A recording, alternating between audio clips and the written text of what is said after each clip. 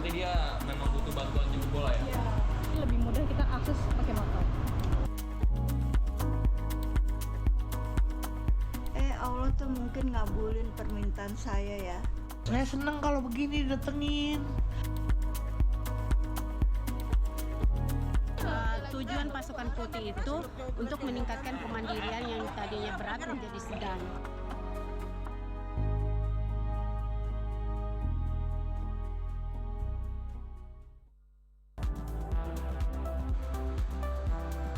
Jakarta punya banyak pasukan. Hijau untuk taman, oranye untuk kebersihan, biru untuk air dan lingkungan. Kini, satu warna baru hadir dalam barisan pengabdi kota, Pasukan Putih. Diluncurkan pada Mei lalu, Pasukan Putih adalah tim layanan kesehatan keliling dari Pemprov DKI Jakarta. Mereka menyasar warga lansia dan orang dengan ketergantungan total yang tak mampu lagi mengakses layanan medis secara mandiri. Tak menunggu pasien datang.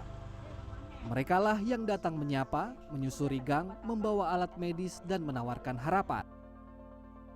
Dan perjalanan panjang saya menjadi seorang pasukan putih dimulai dari Puskesmas Pademangan. Salah satu puskesmas yang melayani cukup banyak pasien. Selengkapnya di segmen saya menjadi kali ini. Hingga kini 88 dari 267 kelurahan di Jakarta tercatat memiliki pasukan putih. Pemerintah menargetkan program ini berkembang secara bertahap agar setiap warga DKI Jakarta mendapat pelayanan yang sama. Salah satunya adalah Kelurahan Pademangan, Jakarta Utara. Oke, Mbak Ines, yang ini alatnya ya? Oh iya, ini. Oke, kalau di alat-alat ini tuh yang paling penting tuh yang mana, Mbak Ines? Ini sih semua alat kita bawa ya Mas untuk pemeriksaan seperti ini yang barusan untuk pemeriksaan hemoglobin. Kemudian kita ada bawa pemeriksaan tekanan darah, saturasi, kemudian suhu dan pemeriksaan darah seperti kimia darah, pemeriksaan kolesterol, asam urat, gula darah gitu. Ya, dengan jumlah kunjungan harian yang mencapai ratusan pasien, Puskesmas Pademangan menghadapi tantangan tersendiri. Kita ke mana dulu nih, Mbak? Nanti kita ke wilayah Pademangan Timur. Pademangan Di Timur. RW 1. Sakit apa pasiennya itu? Dia pagi emang dia lepas bagian pinggang sampai ke bawah. Bagian pinggang sampai ke bawah? Iya. Oh, berarti dia memang butuh bantuan jemput bola ya? Lewat Pasukan Putih, pelayanan medis pun berjalan dari pintu ke pintu. Menjemput kebutuhan bukan menunggu Kita keluhan. mau ke daerah mana? Ke wilayah Pademangan Timur. Ke wilayah Pademangan Timur ya, Mbak Ines ya. Punten, saya naik ya. Sip, dan perjalanan panjang ini kita akan mulai dengan motor menjadi seorang pasukan Putih. Pasukan Putih. Let's go! Meskipun tersedia kendaraan roda 4, para petugas Pasukan Putih dari Puskesmas Pademangan seringkali memilih menggunakan kendaraan roda 2. Kenapa harus naik motor sih untuk ke rumah pasien? Ya karena lebih fleksibel dan efisien ya Mas ya. Karena kan Pademangan ini penduduknya padat ya. Daripada susah nanti kita cari parkir, jadi lebih mudah kita akses pakai motor. Karena ada beberapa ruas jalan yang juga susah untuk dilalui dengan kendaraan roda. Pemilihan ini bukan tanpa alasan. Kondisi jalan di Pademangan yang padat dan gang-gang sempit membuat motor menjadi pilihan paling efektif untuk bisa menjangkau rumah warga dengan cepat. Selamat pagi Bu. Iya. Halo Ibu. Hari ini sudah lebih. Di sebuah rumah sederhana, tim memulai pagi dengan menyapa Ibu Enjuk Kim, seorang lansia yang sudah setahun terbaring lemah. Sebelumnya ia terjatuh di rumah dan sejak itu kondisinya tak pernah benar-benar pulih. Oh, udah dari bulan 7 kemarin ya. Udah hampir setahun. Tapi masih bisa berjalan. Yang nggak bisa berjalannya bulan 10. Ya tadinya kan saya jatuh. Saya jatuh ngepel di situ.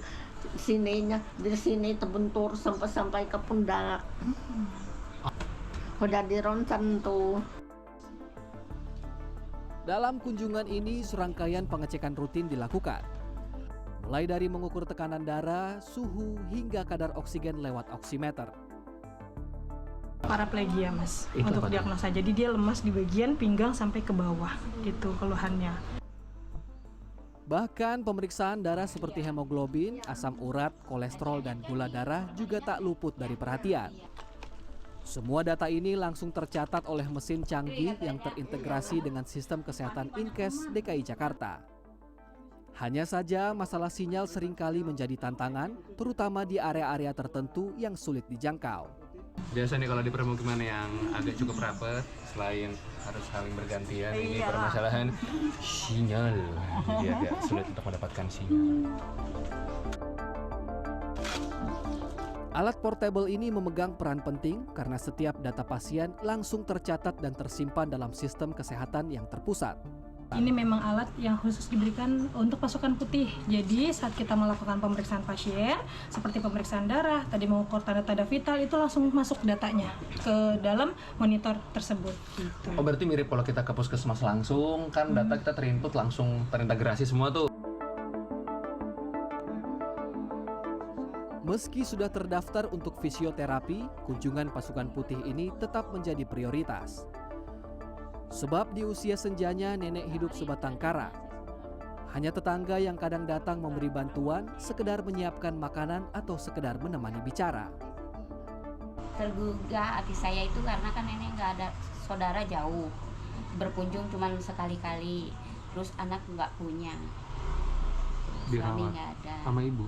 Iya, dirawat. Termasuk kalau mau buang air kecil, ke kamar mandi. Kunjungan pertama usai, kami bergegas menuju lokasi berikutnya. Perjalanan dilanjutkan menggunakan kendaraan roda 2 menembus kemacetan dari Pademangan menuju Jalan Ancol Barat. Jaraknya memang hanya sekitar 3 km, namun jika ditempuh dengan mobil, sebagian besar waktu justru akan habis di jalan. Sebagaimana warga perkotaan pada umumnya, motor ya cukup efisien. Macet banget di Pademangan ya. Setelah menempuh perjalanan sekitar 15 menit, kami tiba di rumah Ibu Marsia, seorang wanita paruh baya yang mengalami kelumpuhan pada tubuh bagian bawah. Sejak kondisinya memburuk, ia hanya bisa beraktivitas di atas tempat tidur dengan bantuan keluarga yang setia mendampingi. Sempat nggak gitu. Oh ya, stroke. Tapi alhamdulillah sekarang ngomongnya bisa jelas lagi. Saya yakin saya masih punya Allah. Ya Allah, tolonglah saya ya Allah. Allah tuh mungkin ngabulin permintaan saya ya. Ya alhamdulillah dok, sampai sekarang kan stroke kan kalau yang nggak ini kan ngomongnya menyon. Secara spesifik, layanan ini menyasar warga DKI Jakarta berusia di atas 18 tahun dengan kondisi ketergantungan berat atau total, yakni individu yang sama sekali tidak mampu menjalankan aktivitas dasar secara mandiri. Di sini saya perawat Rindi mau memeriksa kesehatannya ibu ya, ada tensi darah, cek gula, suhu, sama saturasi ya. Ibunya sekarang tidurin aja boleh. Tapi ini kan nggak ada KTP-nya, tapi datanya masih bisa dimasukin. Masih bisa. Kita pakai manual. Semua tetap terintegrasi ke. Tetap nanti terintegrasi lagi.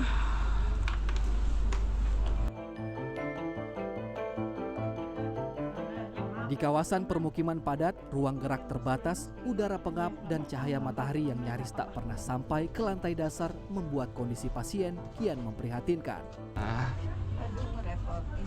Enggak dong, justru emang kena angin, kena matahari, biar enak Bu.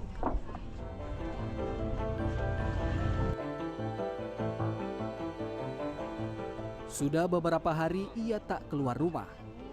Namun begitu tubuhnya tersentuh sinar matahari dan menghirup udara di luar ruangan, raut wajahnya berubah menjadi lebih tenang. Dalam sehari rata-rata 3 pasien dilayani tim pasukan putih dari puskesmas, bergantian dari rumah ke rumah.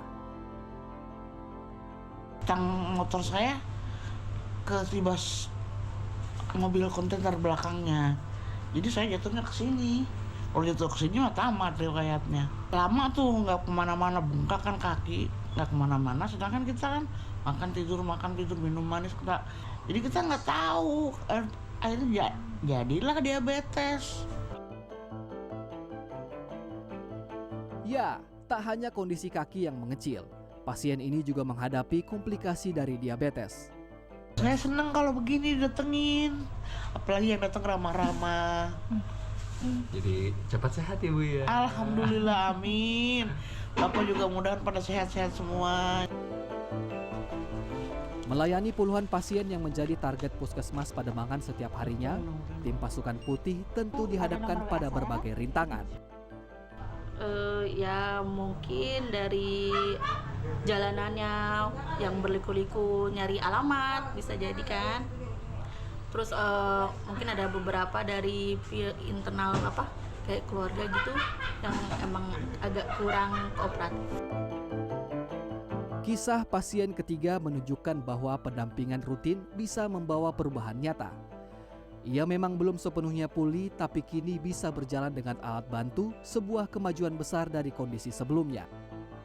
Misalnya pasiennya tingkat kemandiriannya adalah berat. Jadi tujuan pasukan putih itu untuk meningkatkan kemandirian yang tadinya berat menjadi sedang.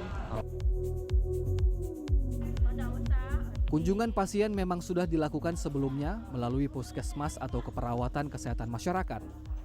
Namun pasukan putih membawa penambahan berarti terutama pada penguatan personel dan peralatan. Jika pasien sudah masuk kategori sedang, kunjungan akan difokuskan pada pasien lain yang kondisinya masih lebih berat dan membutuhkan pendampingan lebih lanjut.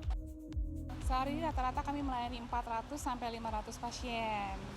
Jadi lumayan padat karena memang Pademangan itu mempunyai kepadatan penduduk yang lumayan, sekitar 170.000 untuk satu kecamatan. Yang mempunyai keterbatasan fisik itu yang pertama adalah AKS-nya 0 sampai 8. Menjadi pasukan putih bukan sekedar membawa peralatan medis, tapi juga membawa harapan dari pintu ke pintu untuk mereka yang tak lagi kuat melangkah ke fasilitas kesehatan. Di tengah padatnya ibu kota dan gang-gang sempit yang tak mudah ditempuh, pasukan putih hadir sebagai simbol pelayanan yang tak berjarak, yang menjemput bukan menunggu, yang menyapa bukan menunda. Rian Fernando, Aryo Asmoro, Jakarta.